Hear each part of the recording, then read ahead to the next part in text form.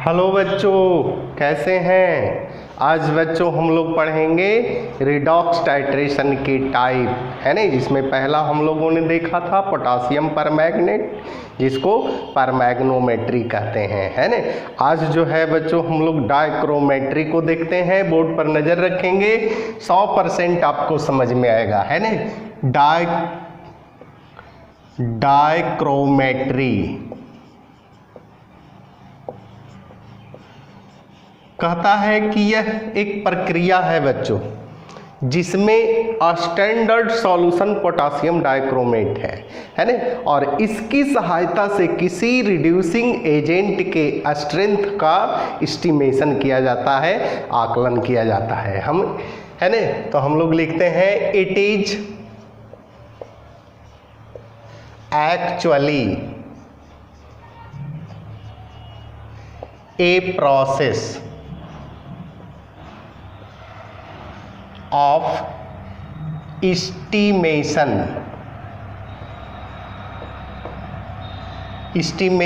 of a strength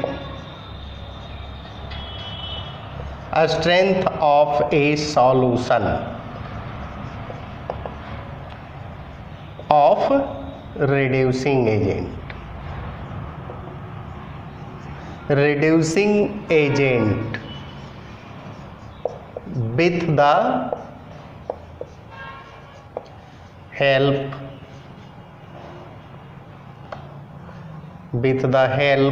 of a standard solution of potassium K2Cr2O7 potassium dichromate by titration.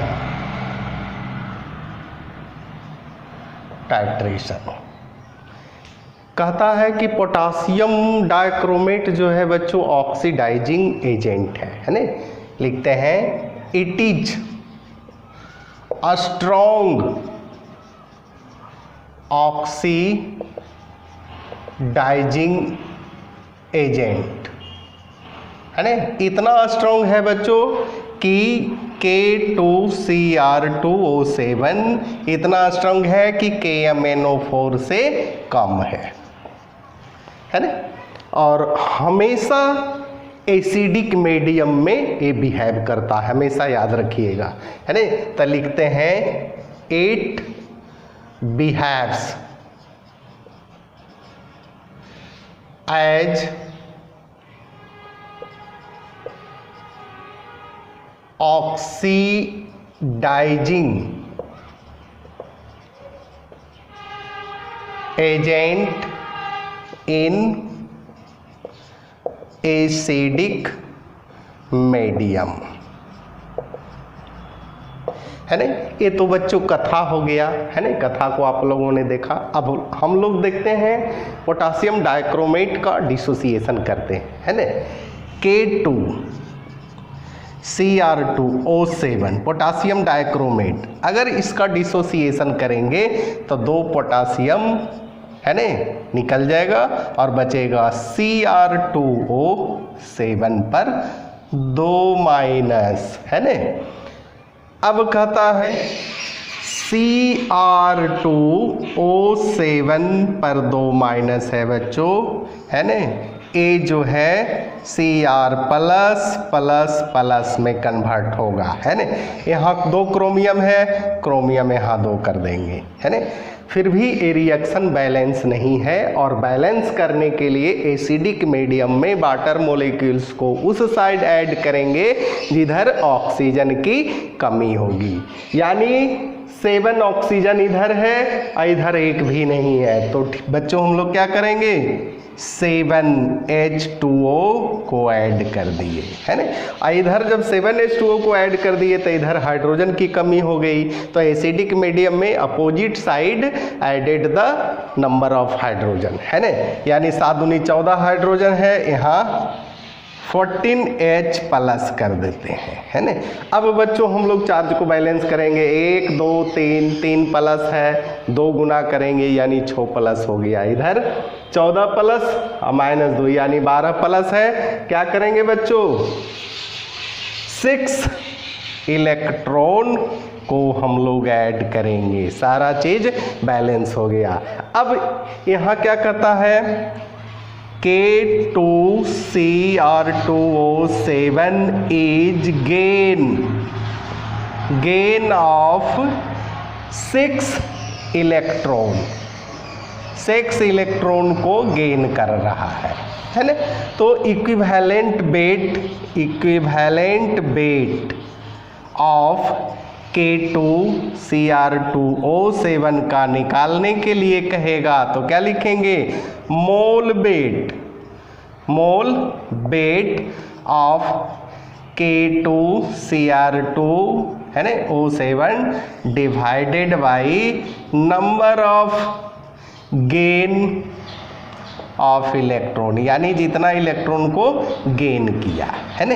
अब यहाँ लिखेंगे बच्चों molecular wait है ना, हमेशा याद रखिएगा। क्रोमियम का होता है K2, पोटासियम का 39 होता है 2 है ना, 78 प्लस क्रोमियम का एटॉमिक वेट होता है 52 और 2 है यानी 104 प्लस ऑक्सीजन का एटॉमिक वेट कितना होता है बच्चों, 16 और 7 है तो क्या हो जाएगा 112 डिवाइडेड बाई 6 यानी हो जाएगा 246 14 1 1 2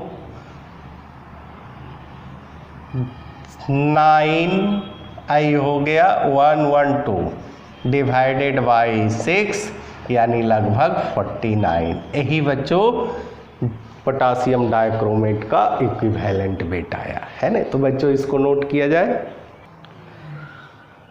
अब बच्चों इसका रिएक्शन करवाएंगे फेरस सल्फेट इन मोहर साल्ट है ना। अब बच्चों हम लोग देख लेते हैं FeSO4 है, फेरस सल्फेट है ना। और फेरस सल्फेट को कन्वर्ट करेगा यानी ऑक्सीडाइज करेगा फेरिक सल्फेट में। कौन करेगा, पोटासियम डाइक्रोमेट। तो हम लोग देखते हैं, इसको तोड़ देते हैं। Fe2 प्लस Cr2O7 2 माइनस, ये रिएक्ट करेगा एक दूसरे से यानी फेरस सल्फेट और पोटासियम डाइक्रोमेट दोनों एक दूसरे से रिएक्ट करेगा तो ये बना देगा फेरिक यानी 3 प्लस है ना। इसके बाद क्रोमियम Cr3 प्लस है ना। यहाँ 2 क्रोमियम है, क्रोमियम को पहले बैलेंस करेंगे और आयन इलेक्ट्रॉन मेथड के द्वारा एसिडिक मीडियम में हम लोग इसको बैलेंस करते हैं। तो इसमें ऑक्सीजन इधर 7 है और इधर कुछ भी नहीं है तो 7H2O को ऐड कर दिए। इधर बच्चों 7 2 जा 14 यानी 14 हाइड्रोजन को ऐड करेंगे, ऐड कर दिए। ये तो हो गया, ऑक्सीजन तो बैलेंस हो गया बच्चों। अब चार्ज को बैलेंस करना है तो पहले हम लोग इधर देख लेते हैं। 3 पॉजिटिव है और 2 मल्टीप्लाई करेंगे 6 3 9। इधर देख लीजिए 14 और 2 16, 16 में 2 गया यानी 14 प्लस है, इधर 9 प्लस है। तो यहाँ क्या करेंगे बच्चों, 5 इलेक्ट्रॉन को आँख मूंद करके ऐड कर दीजिएगा है ना। यानी 14 प्लस 5 2 14 प्लस 2 16 प्लस में 5 2 7 यानी 16 में 7 गया 9 प्लस, इधर भी 9 प्लस हो गया, रिएक्शन बिल भी बैलेंस हो गया है ना। अब हम लोग इसमें बच्चों इंडिकेटर यानी diphenyl amine is used as A indicator, indicator के रूप में डाइफिनाइल का इस्तेमाल करेंगे, है ना। और डाइफिनाइल इंडिकेटर है और इंडिकेटर का काम है किसी भी सबस्टेंस के कलर को, शार्प कलर को चेंज कर देना, है ना।